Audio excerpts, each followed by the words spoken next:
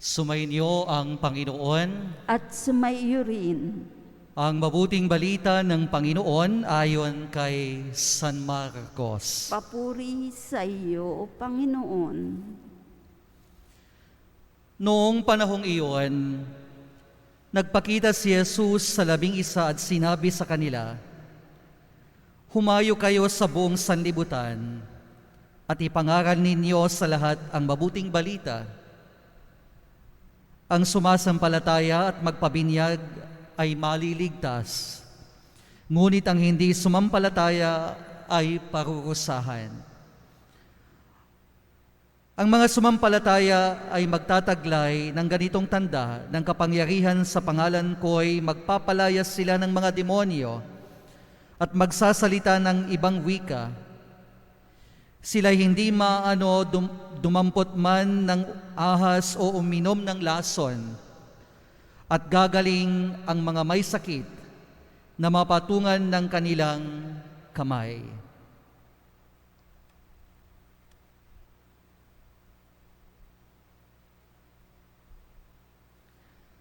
Ang mabuting balita ng Panginoon. Pinupuri ka namin, Panginoon Hesu Kristo. God is a believer.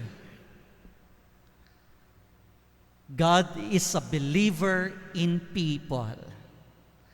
And He has faith in people.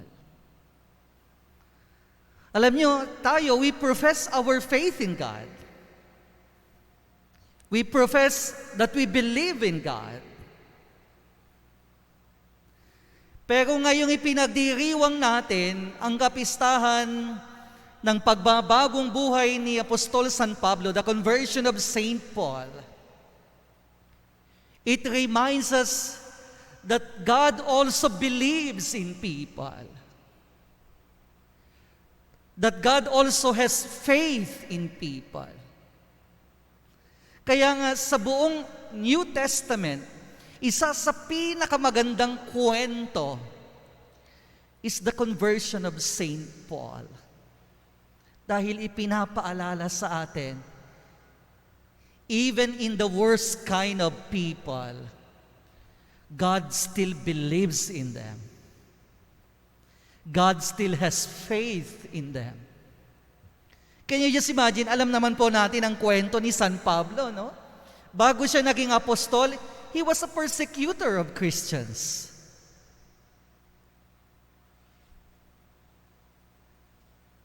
And many of the apostles of Jesus even doubted kung bakit kasama nila itong Pablo na ito.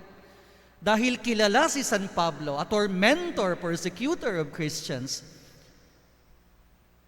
But on his way to Damascus, he encountered Jesus. Jesus who believed in him. Jesus who had faith in him.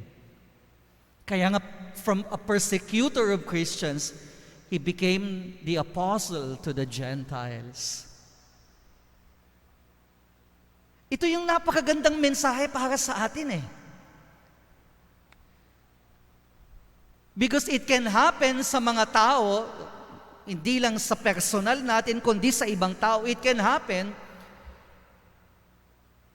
na kung maging katulad tayo ni San Pablo at an initial stage of life, kung minsan we screw up life. Darating yung panahon na we fall down in life.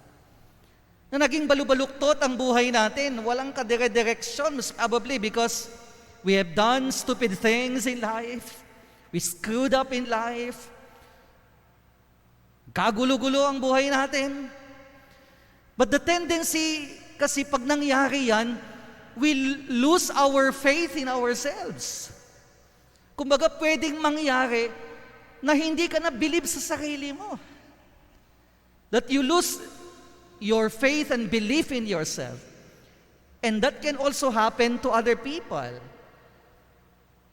When people screw up life, it can also happen that we lose our faith in them, our belief in them. Pero you look at the story of Saint Paul. At the worst time of his life, God still believed in him. God still had faith in him. Ano ba yung pinaniwalaan ni Jesus kay San Pablo? That he is a good person. That he has the potential to be a good person, a great person, na meron siyang kapasidad na magbago at maging dakila. And God was right. After his conversion, Paul became an apostle, one of the greatest apostles of Jesus.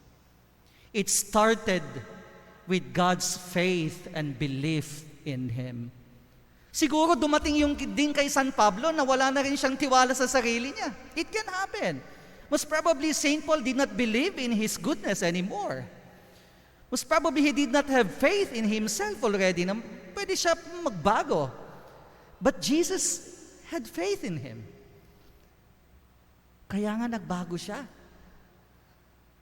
Kaya sana iyan ang matutunan natin sa conversion of St. Paul. Do not ever lose faith and belief in yourself. Do not ever lose faith and belief in people. Because if God continues to believe in you and has faith in you, why would you lose this faith and belief in yourself? If God believes in people and has faith in people, why would you lose faith and belief in other people? Sana ito naman yung napakagandang mensahe para sa atin. Even at our worst, even at the lowest point of life, in our life and in the lives of others, isa lang sana ang manatili sa atin. Have faith in yourself. Believe in yourself. Because God has faith in you. And God believes in you.